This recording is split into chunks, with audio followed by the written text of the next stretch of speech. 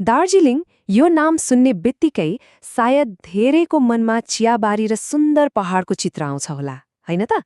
तर के यो ठाउँको सुन्दरता पछाडि एउटा एकदमै जटिल कथा लुकेको छ भन्ने थाहा छ? एउटा यस्तो कथा जसमा युद्ध छ, कूटनीति छ र छ औपनिवेशिक शक्ति।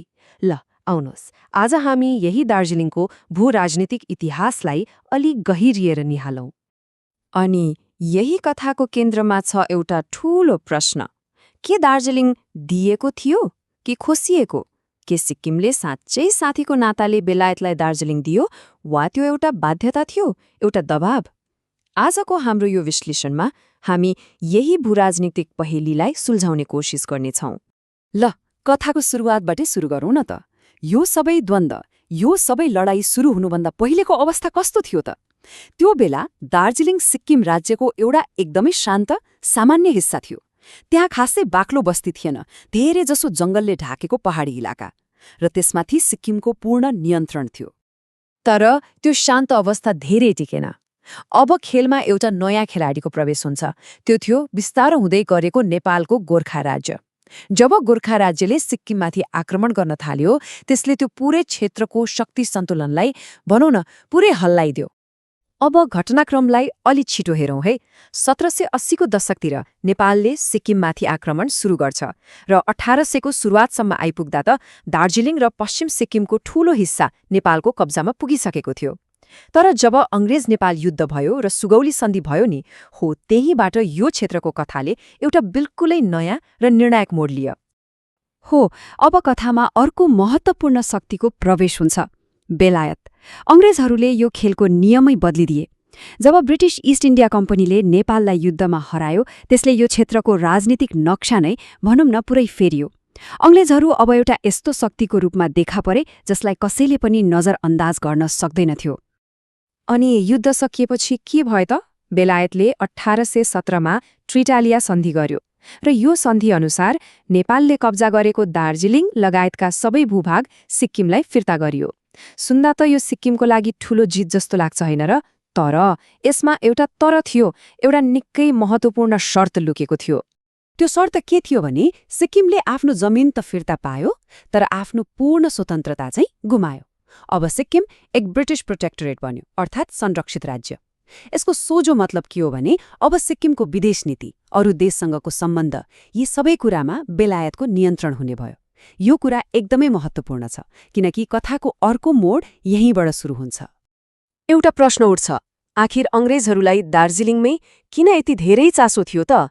कारणहरू एकदमै स्पष्ट थिए। पहिलो त त्यहाँको शीतल हावापानी, जुन अंग्रेजहरूका लागि हिल स्टेशन र आरोग्य निवास बनाउन एकदमै उपयुक्त थियो। दोस्रो, यसको रणनीतिक अवस्थिति, नेपाल, भुटान र तिब्बतको बीचमा एउटा बफर जोनको रूपमा र सैन्य निगरानीको लागि यो ठाउँ उनीहरूका लागि सुनमा सुगन्ध थियो। अब हामी कथाको सबैभन्दा महत्त्वपूर्ण र विवादास्पद मोडमा आइपुगेका छौं, दार्जिलिङको हस्तान्तरण। सन् 1835 मा दार्जिलिङलाई आधिकारिक रूपमा बेलायतलाई सुम्पियो, तर यसलाई उपहार भनियो। अब प्रश्न फेरि त्यही आउँछ, के यो साँच्चै मनैदेखि दिएको उपहार थियो वा दबावमा गरिएको निर्णय? हेर्नुहोस्, कागजमा त के लेख्यो भने यो मित्रताको कारणले उपहार दिएको हो। अनुदान पत्रको औपचारिक भाषा यही थियो। तर के राजनीति र कूटनीतिमा जे लेखिन्छ वास्तविकता त्यति नै सरल हुन्छ त? पक्कै हुँदैन। सुरुमा यो उपहारको रूपमा दिएको जमिन त्यति ठूलो पनि थिएन, जम्मा 138 वर्ग माइल। तर यो अङ्कलाई याद राख्नु होला है, किनभने पछि गएर यो कथामा यो अङ्क नाटकीय रूपमा बढ्नेवाला छ। त्यसैले यहाँ दुईवटा कथा छन्। एउटा हो आधिकारिक कथा, जसले भन्छ यो मित्रता र सद्भावको उपहार थियो स्वास्थ्य चौकी बनाउनको लागि, अनि अर्को हो वास्तविकता। वास्तविकता के थियो भने सिक्किम त्यति बेला नै ब्रिटिश प्रभावमा परिसकेको थियो।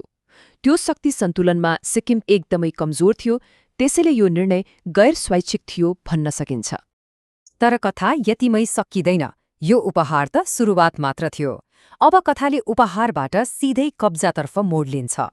किनभने दार्जिलिङ दिएको केही समयमै सिक्किम र बेलायत बीचको सम्बन्ध एकदमै नराम्रोसँग बिग्रिन थाल्यो र यो विवादले अन्ततः प्रत्यक्ष सैन्य द्वन्द्वको रूप लियो।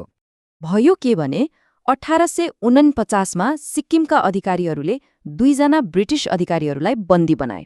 अब बेलायतले यही घटनालाई बहाना बनायो। उनीहरूले यसलाई ठूलो मुद्दा बनाएर तुरन्तै सैन्य प्रतिकारको लागि अघि बढे। अनि त्यसको परिणाम एकदमै चकित पार्ने खालको थियो। 1850मा बेलायतले थप 640 वर्ग माइल जमिन जबरजस्ती खोसेर दार्जिलिङमा मिलाइदियो।